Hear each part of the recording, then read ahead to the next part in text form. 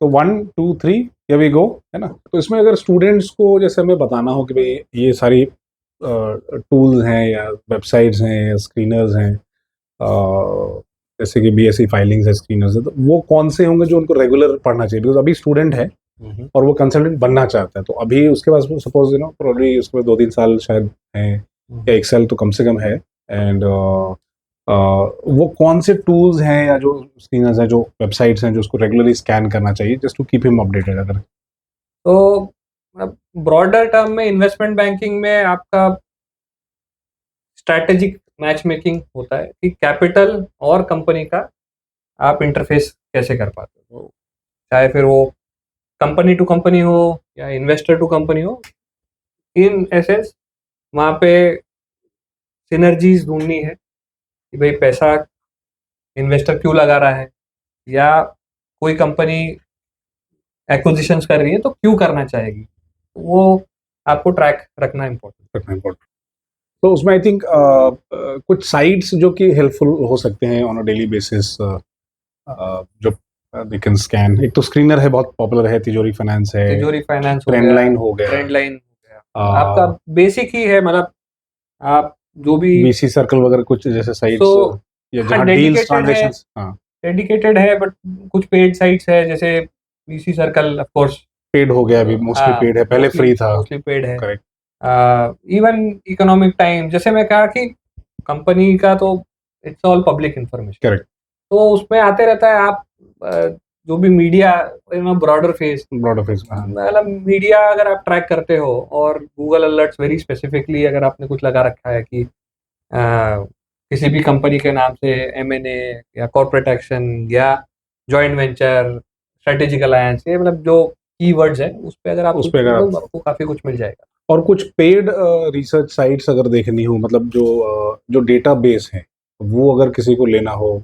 जैसे S&P 500, मतलब S&P हम लोग यूज किया करते थे, हाँ राइट, तो वैसे एक दो पेड आई थिंक, तो ब्लूमबर्ग होता है अगर ग्लोबल न्यूज के लिए है, तो ब्लूमबर्ग है, वेंचर इंटेलिजेंस है, वीसी सर्कल है, तो ये जो भी प्लेटफॉर्म है, ट्रैक्शन भी है, प्राइवेट सर्कल भी है, तो ऑलमोस्ट सारे जो टूल्स है ये आपको ना कि कंपनी का इंफॉर्मेशन, बल्कि आपको पब्लिक जो न्यूज है, न्यूज को भी ट्रैक करते हैं, डील फ्लोज को ट्रैक करते हैं, डील फ्लोज को, ट्रांजैक्शंस को ट्रैक ट्रांजैक्शंस को, और फाइनेंशियल्स अगर प्राइवेट कंपनीज के डाउनलोड करने हो तो, क्योंकि सारी लिस्टेड नहीं हो सकते। हाँ, तो जैसे मैं बोल रहा था कि वेंचर इंटेलिजेंस है, वहां मिल जाएगा, वहां उसमें मिलता है, पर ये सब पेड होता है। जनरली जो इंडिया में इन्वेस्टमेंट बैंक है या कैपिटल मार्केट के बाहर जो काम करते हैं, जो प्राइवेट कंपनीज में, या प्राइवेट इक्विटी हो गया, वीसी सर्कल, वीसी इन्वेस्टमेंट्स हो गए, एंजल इन्वेस्टमेंट्स हो गए, तो उसमें जो बहुत कॉमनली यूज होता है वो प्राइवेट सर्कल है, वेंचर इंटेलिजेंस है, वीसी एज है, ट्रैक्शन है, ट्रैक्शन आई थिंक। तो इसमें मेजर कौन सा है? Mostly I think traction use हो रहा है, व्हिच वन इज? ऐसा कुछ नहीं है, मतलब जो भी जिसको जो कंफर्टेबल है, अल्टीमेटली सब लोग एमसीए का ही डेटा पुलिंग करते हैं। ऐसी कोई साइट जहां से वो रिसर्च रिपोर्ट खरीद सकते हो अपार्ट फ्रॉम ट्रेंडलाइन में फ्री में अवेलेबल है, बट अगर मुझे कोई सेक्टरल रिसर्च रिपोर्ट खरीदनी हो, ऐसा कोई, या कोई लिखता हो अगर, तो हाँ, मतलब ऐसे तो काफी सारे हैं, तो सेक्टर के ऊपर भी है काफी सारे, जैसे हम लोग भी कुछ कंसल्टेंट्स होते हैं जो सेक्टर रिपोर्ट्स लिखते हैं। जैसे हम लोग जब हम दोनों जब काम करते थे तो अपन लिखते थे, तो जो बड़ी बड़ी कंपनीज के लिए हमने जो काम किया था, अब तो खुद जाके फैक्ट्री, साइट, प्लांट और प्राइमरी रिसर्च करते थे, खुद ही अपनी रिसर्च रिपोर्ट लिखते थे। तो ऐसे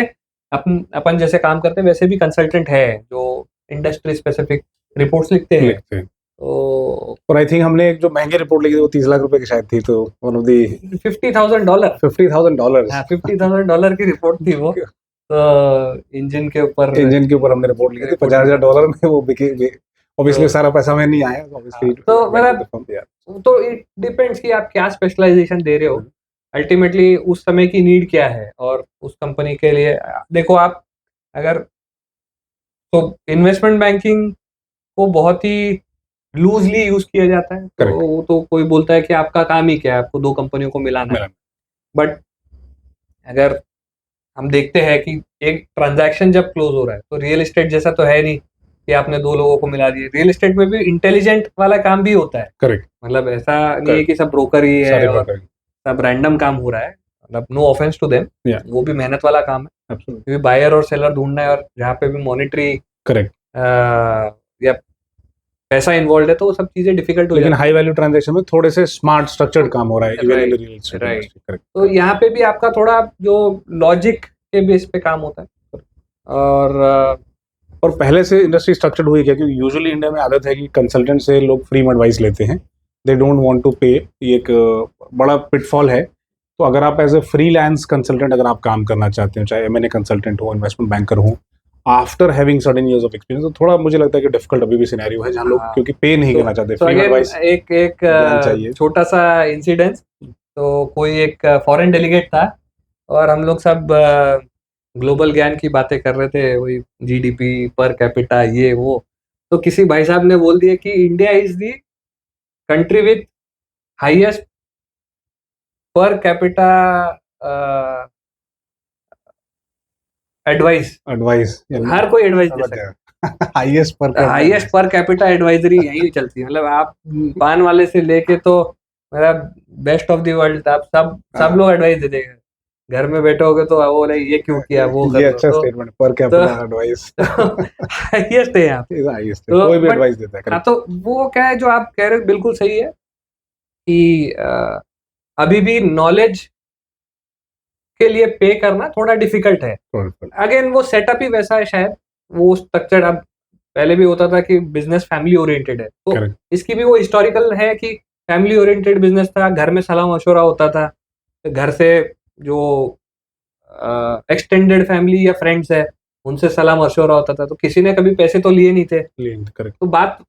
वैसी बनते यार, बड़े बड़े कॉर्पोरेट्स बन गए उसी फैमिली स्ट्रक्चर में। ये जो इकोनॉमी है अपनी, उसमें आज मैकेंसी भी काम करता है, ठीक है, बेन भी काम कर रहा है, बीसीजी भी काम कर रहा है, और फिर एक छोटे छोटे कंसल्टेंट, इंडिपेंडेंट कंसल्टेंट भी काम कर रहे हैं जिसका एक्चुअल ऑन ग्राउंड एक्सपीरियंस है। अब हो सकता है बेन में जो काम कर रहा है या जो मतलब again nothing with that experience, वहां तो हमने कभी काम किया नहीं तो पता नहीं है, बट शायद वहां के जो लोगों का एक्सपीरियंस होता है वो कुछ अलग टाइप का होता है, और यहाँ जो चैलेंजेस होती है, अब अगर आप इंडिया में देखोगे एसएमई में 50 करोड़ 100 करोड़ का जो सेटअप है, वहां पे तो सब गलती करके सीखा हुआ काम है, तो वहां का जो एडवाइजरी का तरीका है वो अलग है। तो अगर आप किसी को, सेठ जी को बोलोगे कि भाई कंसल्टिंग का आपको 50,000 डॉलर देना है, तो उसको समझेगा क्या, मतलब at the end of day advice would be a document, piece of paper, correct. अब आपने बोल दिया कि भाई 100 पन्ने का एक रिपोर्ट दे दिया, इसके मेरे को 50,000 डॉलर दे दो, ओहो, उसके लिए शायद कंफर्टेबल, शायद उसको तो ये रहेगा कि भाई एडवाइस तो मेरे को है कि ये करूं या ना करूं, अब इसके लिए मेरे को 100 पन्ने मेरे को ही पढ़ना है, तो वो थोड़ा डिफिकल्ट। आज हम देखोगे तो पहले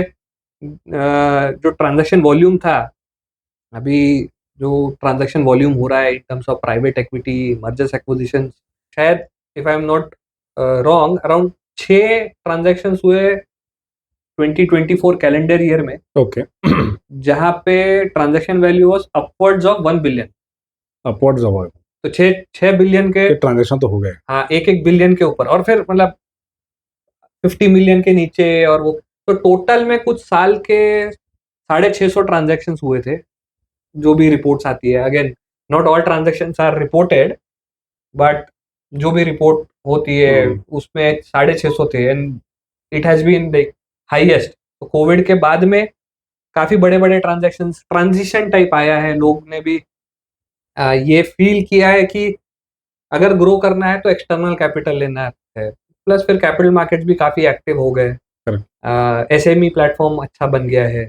तो सब लोग ये चाह रहे हैं कि कैपिटल अगर अवेलेबल है, रिस्क कैपिटल अगर अवेलेबल है, तो लोगों के एस्पिरेशंस तो ग्लोबल जाने के है ही, प्लस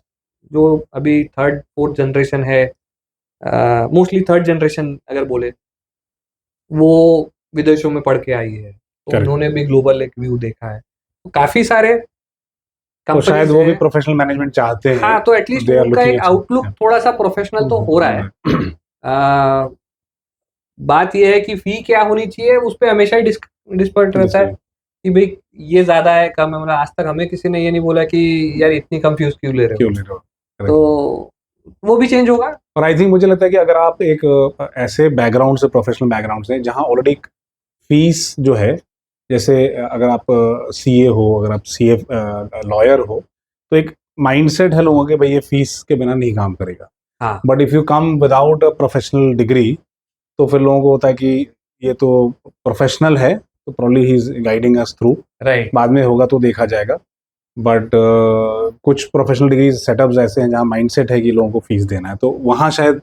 राइट तो इज इजियर टू रिकवर, और शायद माइंडसेट है कि नहीं बिना तो पैसे अगेन काम। अगर आप देखोगे again from an entry level point, तो नंबर ऑफ इन्वेस्टमेंट बैंक्स या नंबर ऑफ कंसल्टिंग कंपनीज काफी बढ़ गई है, हाँ। क्योंकि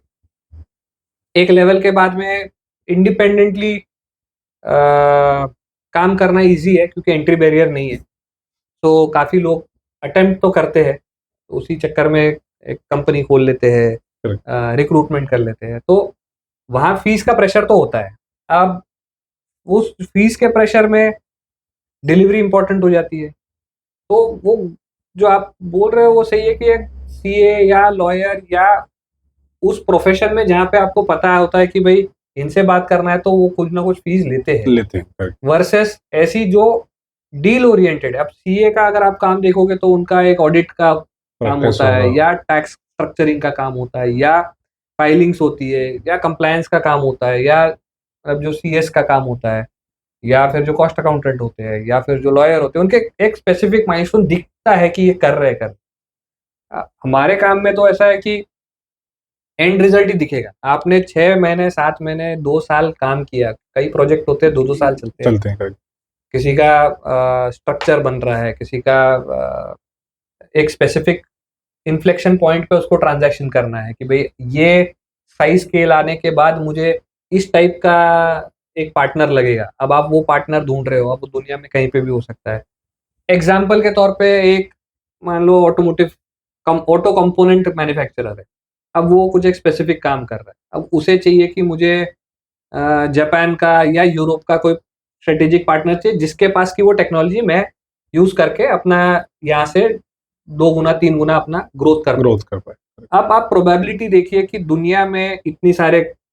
कंपनीज, उसमें जापान, कोरिया या यूरोप में नंबर ऑफ कंपनीज, उसमें से आपको एक कंपनी उसने इंडिया में, जहाँ पे अगेन हजारों लाखों कंपनी, वो लाखों कंपनी में से आपके पास आना, आपके और उनके दोनों के फेवरेबल टर्म्स दोनों ने एक्सेप्ट करना, मैच मेकिंग। तो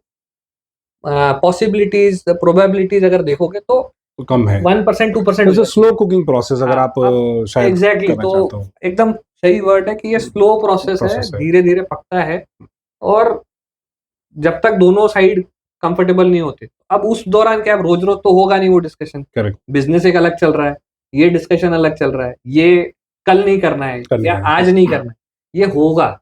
ये फ्यूचर के लिए, इट्स अ पॉसिबिलिटी। तो ये करते करते अच्छा सर डर भी रहता है, अच्छा मैंने कर लिया, उसमें इन्वेस्टमेंट हो गया, वो रिटर्न आएगा नहीं आएगा, तो वो फॉरवर्ड लुकिंग है। Correct. उस चक्कर में आप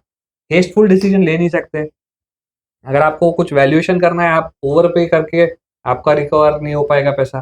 तो काफी फैक्टर्स इन्फ्लुएंस करते हैं, तो ये मोस्टली सक्सेस ओरिएंटेड हो जाता है। करेक्ट। अब उसके चलते ये आपको माइलस्टोन डिफाइन करना डिफिकल्ट हो जाता है। आप करोगे कैसे, क्योंकि आज हम वैल्यूएशन का डिस्कशन हो सकता है पहले 6 महीने में कर ले, पर काम चल रहा है 18 महीने, पैसे तो वही वैल्यूएशन का जो पैसा है वो 18वें महीने में मिलना है, तो माइलस्टोन कब हुआ, पैसे मिले तब या जब डिफाइन हो गया वैल्यू तब। तो काफी सारी चीजें इसमें फ्लूइड है, और मतलब वो स्ट्रक्चर शायद होते होते आएगा, more and more transaction would evolve over a period of time. तो मुझे लगता है शायद तो फॉर स्टूडेंट्स आई थिंक पहला स्टेप होना चाहिए कि छोटी, अगर स्पेशली क्योंकि मिथ है कि मतलब जो कॉमर्स बैकग्राउंड से हैं, शायद उनके लिए नहीं बना, मतलब प्लेन एंड सिंपल जो कॉमर्स करके आते हैं या एमबीए करके आते हैं, शायद उनको ऐसा फीलिंग होती कि वो शायद उनके लिए फील्ड नहीं बनी है पॉसिबली। मुझे लगता है कि they should start with boutique investment banking firms, छोटे फर्म से शुरू करें, फिर they move with experience to big fours, अब before they set up their own consulting practice, क्योंकि Right. कंसल्टिंग प्रैक्टिस सेटअप करने में ये सारे चैलेंजेस हैं। 18 Right. महीने बिना किसी पेमेंट के राइट, आप काम करते हो। ये तो सबसे इंटरेस्टिंग मैं ये बोलूंगा कि कॉमर्स नॉन कॉमर्स तो छोड़ देना चाहिए, एक Correct. वो एक अलग discussion. Discussion interest in business मतलब धंधा कैसे होता है, अगर उसमें इंटरेस्ट है तो वहां से शुरुआत होनी चाहिए। अगर आपको भाई इंटरेस्ट ही नहीं है कि बिजनेस होता कैसे ये जानने में या ये समझने में, तो then this is not your field. तो शुरुआत वहां से है करेक्ट कि business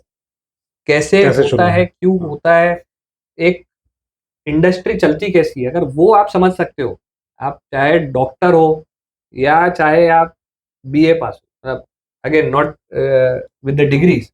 but any education, if you are incline towards business, मतलब if you understand business, business, yes, तो फिर